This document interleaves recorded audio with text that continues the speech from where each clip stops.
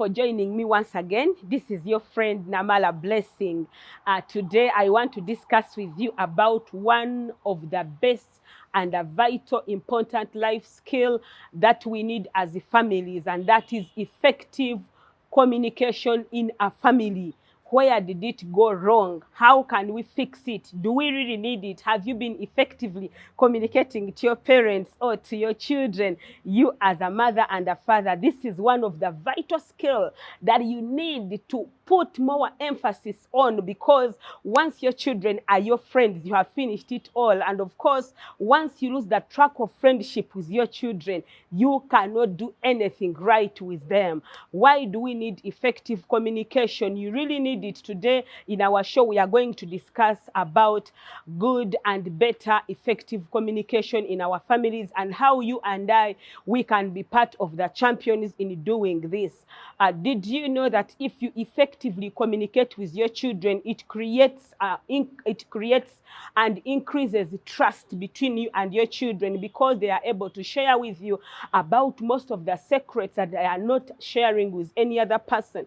And of course, once they share and you have that interactive communication, it means that your children are going to build trust in you. And of course, you as a parent, you are also going to build trust in them.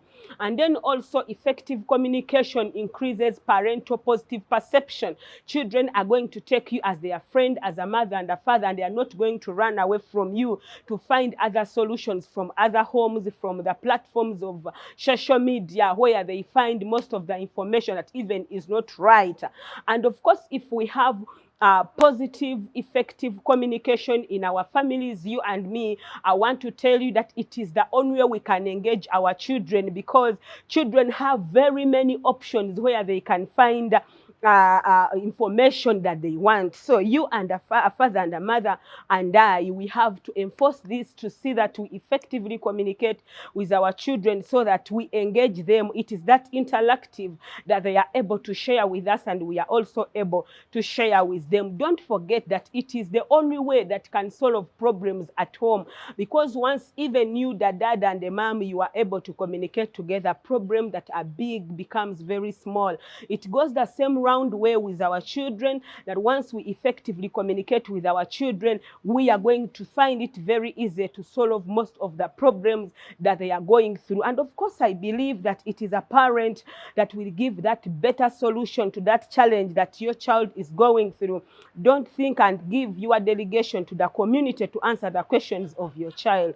So if you have not been looking at effective communication, you have been missing a lot. There is a lot of secrets that you don't know. It is the right time today. If you've not been doing it, you're starting with now, to effectively communicate with your children, because we have found out that our children are getting information from the community, from the social media platforms, and all around, and of which is dragging them into indiscipline cases. And that is why we have high rise of indiscipline cases in our children at home. Of course, even you as parents, if you effectively communicate with each other, it means that these small and bigger problems, all of them, you find it very simple to overlook them and override them. But if there is poor communication, bigger things and smaller things are all the same, and you realize that as a parent and as a father, your communication with the wife and the husband is also affecting your children. So if we do not have effective communication, what are you going to experience as a home? Number one, there is lack of trust. Children will never trust you, because they will fear to communicate to you. They know once they tell you what they are going through, you're going to yell at them, you're going to blame them, you're going to be a blaming mother, a blaming father, and they are going to hide a lot of things from you, and of which, if they are hiding, there is no way how you can come in to solve a problem that you do not know. Don't forget that if there is poor communication at home, small disasters crop up into bigger things. You realize that certain things that could have been managed at this smaller stage, this time you find, when by the time you realize, they have cropped into something bigger, and it is very costly and expensive to solve such problem, but of which, if you had done it before, you find it would be cheaper and should be easier for you. Of course, once there is poor communication at home, there is also a blaming style, and you are going to mistake and blame your child for something that is not right. Yet if you had got good communication about that issue, it would be very simple for you to know what you are supposed to do. So as a father and a mother, what are you going to do to improve on your communication? One of the things that you cannot have an option of it is time. You must set proper time to communicate with your children. I appreciate that we are now so busy and every other person have something you are engaged in, but you have to spare time to have communication with your children, because if you do not give time, you will always have interrupted communication. Maybe your child is communicating to you, but you already have another activity taking place. Since it is a vital skill that you have to also nurture in your children, you must set time, maybe off work time or weekend time, and have that good interaction with your children. Look for a place that has no interruption, no TV this time, no visitors this time. It is between you and your children, so that you listen from them. Do not underestimate any question. When a child raises any question, regardless of how vague the question looks, you have to take care of it, because there is no small question that comes from the mouth of your child. And then also, do not overlook the feeling of this child. If you realize that there is any feeling of your child that you're not comfortable with, bring it at that time when you have that time together. I also encourage you as a mother and a father to always use the language that your children understand. Of course, we are looking at the 21st century, where our children have been dragged in very many things, and we appreciate that if we as parents, we do not wake up now and interrupt what is happening, we are going to have a lazy tomorrow. So let us look at how we are able to come in and engage with these children.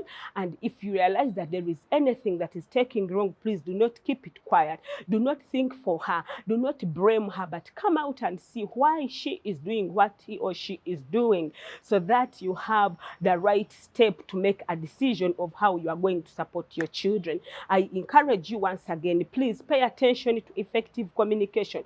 Improve. It is not this kind of WhatsApp where the child is saying, "Mommy, I need this," and "Dad, I need this." This is a time where you need to sit and discuss about sensitive things. And of course, even when you have gone for an outing with your children, give them time to speak to you. Please help them understand that you are the best friend they have. And of course, if you've not been communicating with them, it will be a challenge for you on how you will be able to dig through the life of your child. So we encourage you to start it now, and start it at this young level. It doesn't care how your child is, whether your child is still a teenager, a youth, or is a grown-up.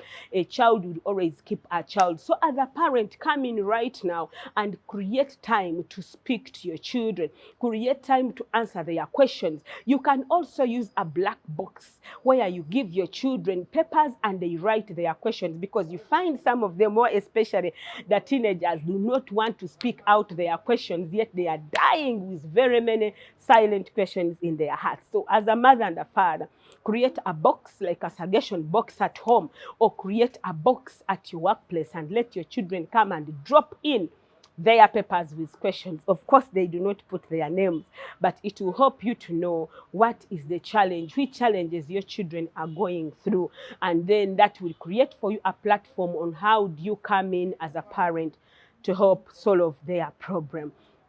My father, my mother, and my friend, I want to encourage you that of all things that you have been investing in, of all things that you have been doing, you cannot forego communication, because once communication is poisonous, we end up getting wrong things. And of course, our children are not empowered. Empower your children to effectively communicate with others, even at school. Let your children learn to say thank you. Let your children learn to say please. Let your children learn to say forgive me and I'm sorry.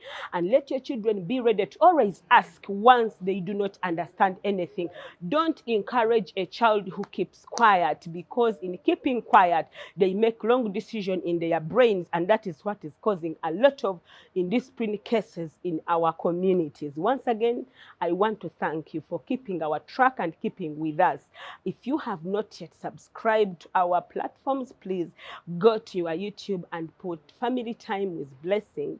put the notification bell so that you always get our issues. When we have any issue bring around and we are maybe discussing about it, you are part of that team. And don't forget to go on our Instagram and of course our Twitter and our Facebook. I'll be grateful to find a comment in my box so that I understand that we are together and we are one team to groom a strong generation and a responsible citizen.